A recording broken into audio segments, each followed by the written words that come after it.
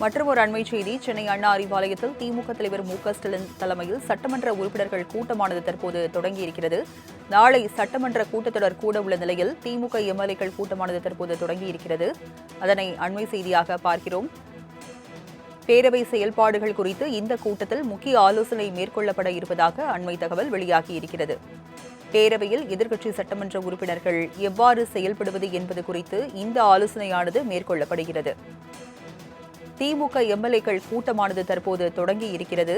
நாளை சட்டமன்ற கூட்டத்தொடர் தொடங்க உள்ள நிலையில் திமுக எம்எல்ஏக்கள் கூட்டம் தொடங்கி இருக்கிறது. இதில் எதிர்க்கட்சித் தலைவர் உதயநிதி ஸ்டாலின், துணைத் தலைவர் KN நேரு, கொறடா ஏவாவேலு உள்ளிட்டோர் பங்கேற்றுள்ளனர். கூடுதல் விவரங்களை செய்தியாளர் சுரேஷிடம் தகவல்களை கேட்கலாம். சுரேஷ், திமுக எம்எல்ஏக்கள் கூட்டமானது தற்போது தொடங்கி இருக்கிறது. விவரங்களை பதிவு பண்ணுங்க.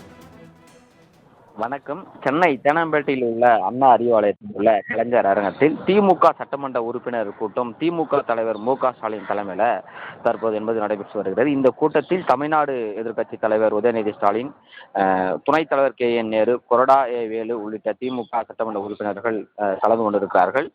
குறிப்பாக தமிழ்நாட்டில் புதிய அரசு பொறுப்பேற்ற பிறகு நடைபெறவுள்ள முதல் சட்டப்பேரவை கூட்டத்தொடர் நாளை ஆளுநர் RV அர்லேக்கர் உரையுடன் தொடங்க உள்ளது.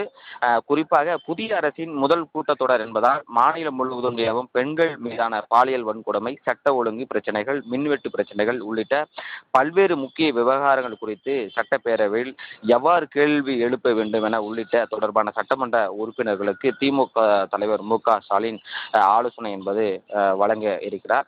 அது மட்டும் இல்லாமல் சட்டப்பேரவையில் எதிர்க்கட்சி சட்டமன்ற உறுப்பினர்கள் எவ்வாறு செயல்படுவது குறித்தும் ஆலோசனை என்பது வழங்கப்பட இருக்கிறது.